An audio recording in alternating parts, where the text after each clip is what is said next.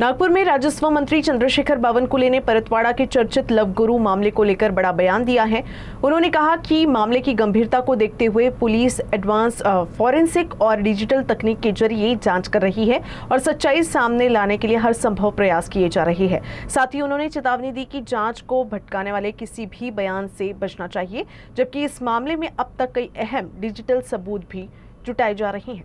मी अमरावतीला SP सोबत संपूर्ण जो त्या ठिकाणी या घटनेचा या कृत्याचा काय तपास झाला याच्या माझे रोज चर्चा सुरू आहे। पालकमंत्री म्हणून या घटनेला मी रोज बघतो आहे। यामध्ये अजून काही जे आम्हाला कडक कारवाई करायची आहे, अजून त्या ठिकाणी फॉरेन्सिक त्या ठिकाणी रिपोर्ट्स यायचे आहे। 7 मोबाईल जप्त झालेले आहे, अनेक गुन्हेगार हाती लागलेले आहेत। त्यामुळे याची जे व्याप्ती लक्षात घेता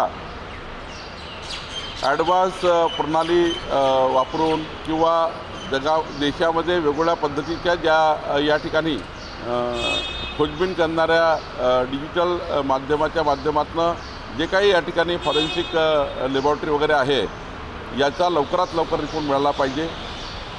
पोलीस यंत्रणा जी आमची काम करते आहे, अजून त्यांना काही त्या ठिकाणी चौकशीमध्ये काही अजून त्या ठिकाणी गोष्टी लागतील का किंवा सरकार म्हणून काही त्या ठिकाणी मदत लागतं का। शेवटी SP आणि आमची SIT खूप ताकदीने चौकशी करत आहेत। माननीय मुख्यमंत्री देवेंद्र फडणवीसजी रोज मॉनिटर करत आहेत, मी सुद्धा रोज चर्चा करतो आहे। आमचं संपूर्ण प्रशासन या घटनेवर लक्ष ठेवून आहे। एकच विनंती सर्वांना आहे की जोपर्यंत अंतिम रिपोर्ट SITचा येत नाही तोपर्यंत या घटनेची जास्त राजकीय वाच्यता करू नये।